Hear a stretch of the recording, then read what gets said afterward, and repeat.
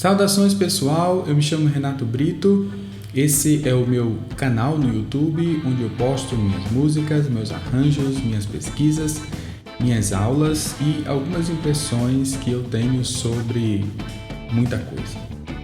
Bom, meu canal no YouTube está só começando, mas eu estou bastante empolgado para utilizar esse espaço e compartilhar com vocês alguns pensamentos a respeito das minhas produções, das minhas publicações e especialmente para falar um pouquinho sobre música. Diante disso, por favor, se você gostar desse vídeo, dê o like, se inscreva no canal, também acione o sininho para receber notificações quando novos vídeos forem publicados no canal. Bem, no período que eu estou gravando esse vídeo, está acontecendo no nosso país as inscrições para o SISU, que é o Sistema de Seleção Unificado do Ministério da Educação.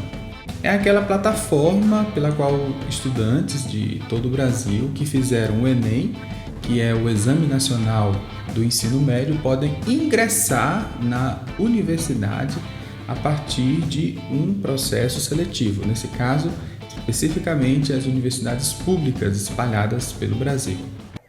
Está certo, eu vou tentar. Não, tente não. Faça.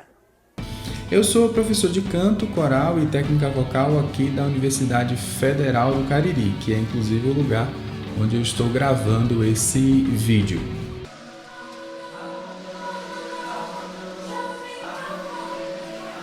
E nesse período, geralmente, eu recebo aquela pergunta, que é a pergunta que nomeia o nosso vídeo de hoje.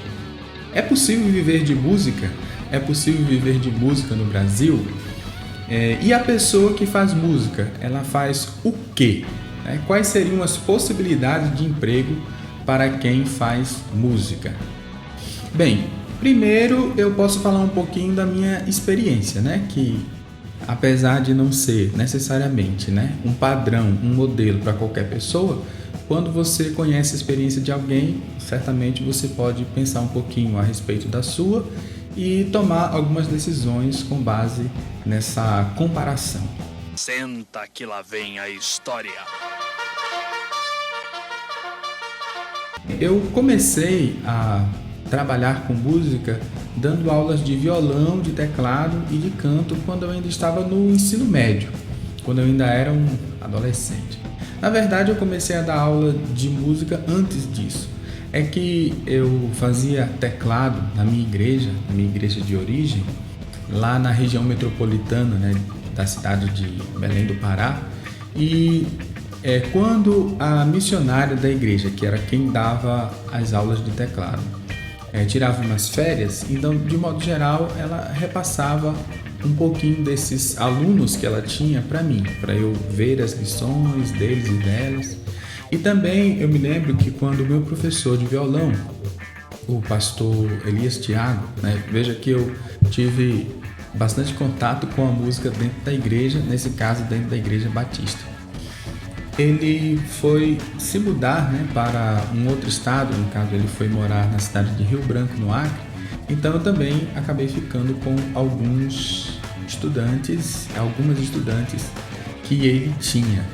E passei a dar aula para essas pessoas, mais ou menos repetindo as mesmas maneiras de ensinar, a mesma metodologia de ensino, com o mesmo material didático que esses meus dois primeiros professores utilizaram comigo. No caso, a minha professora de teclado e também o meu professor de violão. Aí depois que eu comecei a dar essas aulas, mais ou menos ali no ensino médio ou no segundo fundamental, eu comecei também a ser convidado para tocar em casamentos, para tocar em formatura, para tocar em aniversário, para tocar em 15 anos, às vezes sendo pago por aquela atividade e às vezes não. E eu encarava aquilo mais como uma atividade social do que necessariamente uma atividade profissional. Aí, quando eu terminei o ensino médio, fui fazer teologia no Seminário Batista do Cariri, que é uma instituição que já há algum tempo, mais de 70 anos, é destinada a formar pessoas que têm formação no caso é em teologia, e hoje o campus do seminário está localizado na cidade do Crato, Ceará. Por essa época também eu passei a compor algumas músicas, e algumas dessas músicas atraíram, de certa maneira, a atenção das pessoas que faziam parte do seminário. Nesse caso, especificamente o regente do coral, né, que era um missionário americano chamado Marcus Lounsbrough. E então aconteceu que o coral começou a utilizar as minhas músicas. E como o seminário, né, tinha um programa de bolsas e queria incentivar, né, que eu continuasse compondo, o seminário, em um dado momento, me pagou, né, pela utilização dessas músicas com o coral do seminário. Então, eu comecei dando aula de teclado, de violão, de canto. Depois eu continuei fazendo essa mesma atividade tanto nesse seminário como na igreja. Depois eu comecei a compor e passei a ser pago por alguma dessas composições, né? E aí também veio o convite para eu dar aula mesmo de música nesse seminário, né? Eu tinha as disciplinas nesse seminário, era um curso de teologia, mas também tinha disciplinas relacionadas à música. Eu fui convidado para dar as disciplinas de música, né? Tanto no próprio seminário como também num curso de extensão, né, que o seminário tinha. Depois disso, né, que eu me formei, e no caso eu me formei nesse primeiro curso, né, um bacharel em teologia, eu fui convidado, né, para trabalhar em igrejas como diretor de música, e nesse caso sendo pago para isso. E para finalizar essa minha carreira na área de música, finalizar no sentido de colocar uma terceira fase aí, não que a minha carreira acabou, eu acho que ela só está começando, eu também me tornei pesquisador em música. Quer dizer, eu passei depois disso, né, por um curso de licenciatura em música. Eu comecei a me envolver, né, com pesquisa, especificamente pesquisando o ensino de música em igrejas evangélicas, mais precisamente a Igreja Congregação Cristã no Brasil, aqui na cidade de Juazeiro do Norte. E também eu passei a receber bolsa de pesquisa por esse trabalho em pesquisa. Primeiramente no contexto de um programa, né, feito pela CAPES, que é um órgão do governo que fomenta também a pesquisa, no caso no programa chamado PIBID, né, que é o Programa Institucional de Bolsas de Iniciação à Docência. E depois no mestrado com bolsa da CAPES e no doutorado com bolsa da Fundação de Amparo à Pesquisa do Estado da Bahia, já que eu fui fazer o meu doutorado na Universidade Federal da Bahia. E hoje, nesse caso, né, eu sou professor da Universidade Federal do Cariri. Então, nesse caso, eu posso dizer, né, com toda certeza, de que eu estou vivendo da música. Mas assim, também em várias atividades, como vocês puderam perceber. Então, falando um pouquinho da minha trajetória e do que você pode fazer para se profissionalizar na música, ou seja, para ter um trabalho, esse trabalho ser reconhecido e também você ganhar, né, o sustento por esse trabalho, então você pode realizar várias atividades. Então, na música você pode ser uma professora ou professor, você pode ser uma compositora ou compositor, você pode ser uma cantora ou cantor, você pode ser instrumentista, você pode atuar como uma pesquisadora em música e você pode atuar como pesquisador, você pode atuar como regente tanto de grupos instrumentais como de grupos vocais, no caso principalmente corais.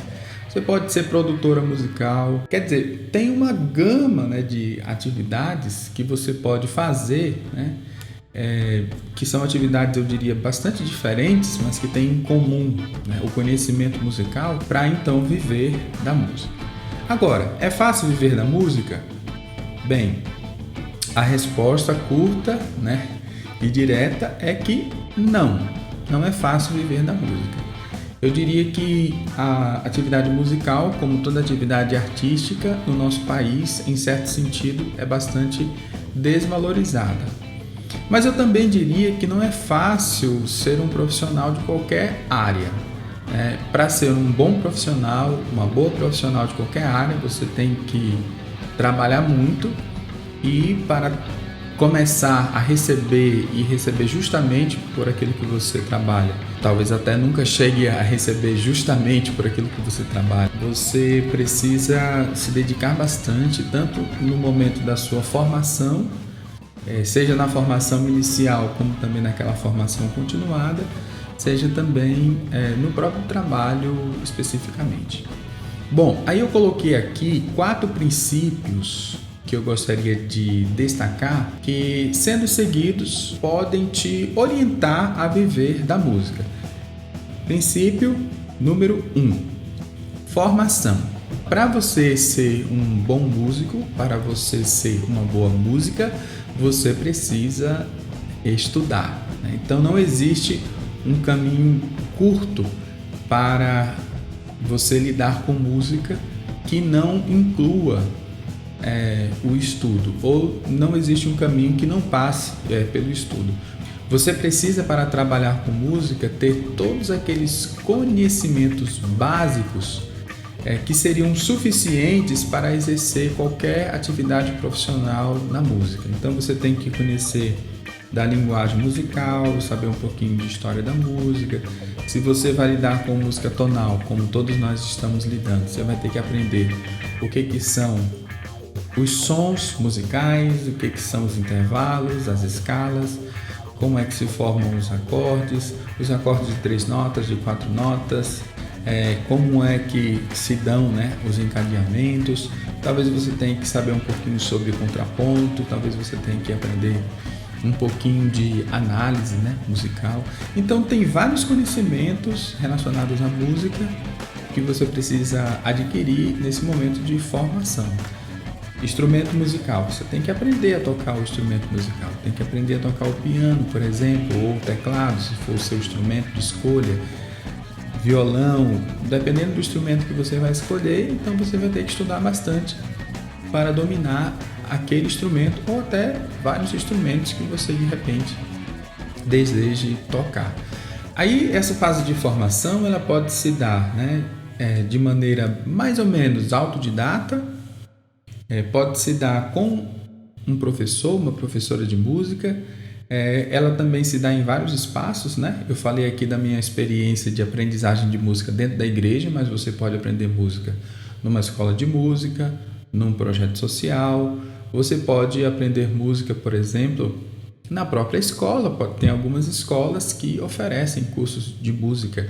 Você pode aprender música online. E você pode também aprender música, você pode trabalhar a sua formação em música em cursos superiores de música.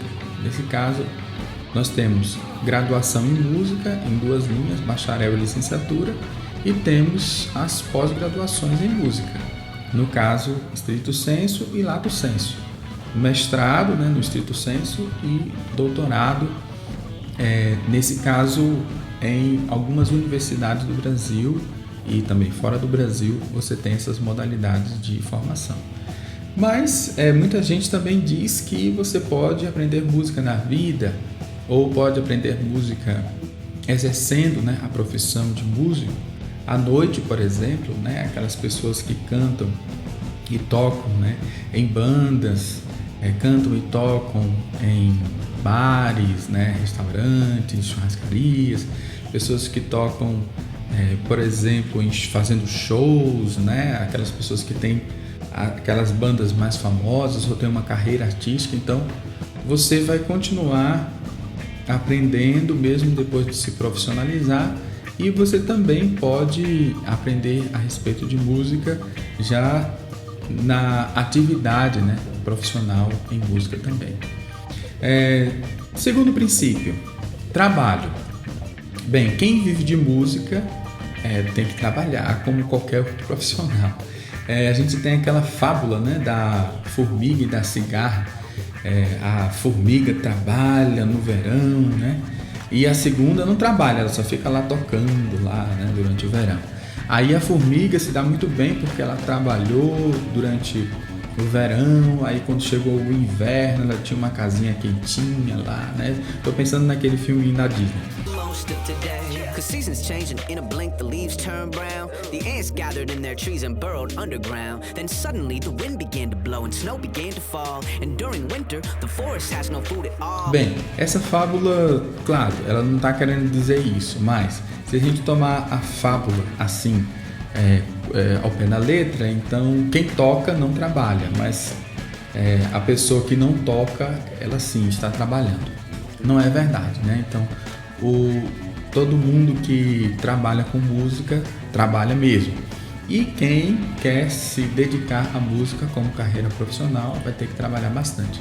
Então, você tem, por exemplo, o trabalho para montar um repertório, para ensaiar esse repertório. Você tem o trabalho, por exemplo, daquela pessoa que escreve os arranjos, né? Então, você sabe quanto tempo, por exemplo, leva para a gente escrever um arranjo para uma orquestra ou para um coral? Isso aí dá bastante trabalho. Então, você quer viver da música, lembre-se que não vai ser vida boa, vai ser uma vida de bastante trabalho. Terceiro princípio, oportunidade. Então, quem vive da música deverá aproveitar as oportunidades, né, que a vida vai lhe dar. Aqui eu posso também colocar, né, que há pessoas que têm mais oportunidades que outras, infelizmente. Mas se você tem uma oportunidade de trabalhar com música e quer trabalhar com música, então enfrente, né, aquele desafio e aceite essa oportunidade para você. Então, as oportunidades que eu tive, no caso, no começo, foi de dar aula como substituto da minha primeira professora de música, depois do meu professor de violão. E depois, né, quando eu fui estudar teologia, na verdade eu nem queria necessariamente me dedicar à música, eu também tive a oportunidade de trabalhar com música. Então, as oportunidades que vieram, eu procurei em maior ou menor medida aproveitar. E aqui eu também gostaria de dizer o seguinte: o mercado profissional, ele muda com o tempo. Então, aquilo que a gente fazia há 20 anos atrás para viver de música pode não ser mais o melhor caminho. Então, é necessário que a gente continue aprendendo onde é que estão as novas oportunidades de trabalho com música. Esses 2 últimos anos, né, de pandemia, apesar de todo o estrago, né, que a pandemia tem feito, tem dado para mim especificamente, né, uma visão mais atenta ao trabalho online e à produção de algumas peças, né, a produção de alguns materiais que você pode, por exemplo, deixar em uma biblioteca virtual e aquilo tornar-se para você uma renda passiva. Então, ultimamente, por exemplo, eu estou carregando os meus arranjos em uma plataforma que vende partituras em formato de PDF e eu já tenho tido algumas vendas, né? Então, é uma oportunidade que não tinha há 20 anos atrás, né? Que eu nem imaginava que um dia pudesse existir. Cada momento da carreira de um instrumentista, de uma instrumentista, de um compositor, de uma compositora, pode trazer para você novas oportunidades e você tem que ficar muito atento, muito atenta para aproveitar aquelas oportunidades, senão elas podem passar, você pode perder aquela onda e você acaba, de certa maneira, né, ficando para trás. E em quarto princípio, inovação. Quem vive da música deve sempre prestar atenção naquilo que vem acontecendo de novo no contexto em que vive, para aprender novas formas de fazer música e continuar vivendo de música. E aqui, mais um exemplo interessante seria você produzir música através das chamadas DAW, que são as Digital Audio Workstation. São aqueles programas, tem também aplicativos para celular, em que você pode produzir música fazendo gravações, tocando, colocando os chamados instrumentos virtuais, produzindo música, né, a partir dessas plataformas. Aí para isso você vai ter que ter conhecimentos na área da informática, você vai ter que ter um computador. Para produzir música, talvez você nem precise de um computador tão potente assim, mas isso é uma questão relacionada à inovação e acaba também se ligando ao ponto anterior que eu falei, que é o ponto da oportunidade. Então, resumindo, formação, estude, trabalho. Então, não pense que a vida da pessoa que trabalha com música é fácil, você tem que trabalhar bastante. Aproveite então as oportunidades e fique atento, fique atenta para as inovações. Esse aqui foi o meu vídeo de hoje. E não esqueça de ativar o sininho, se inscrever no canal, dar aquele gostei, né, no vídeo se você realmente gostou. Caso você tenha alguma pergunta, observação ou ideia, né, para os próximos vídeos, ponha nos comentários.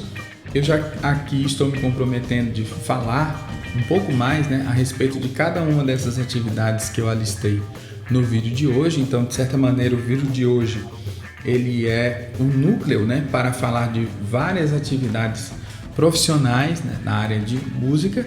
Eu espero que todos vocês e todas vocês fiquem muito bem, tudo de bom e até mais!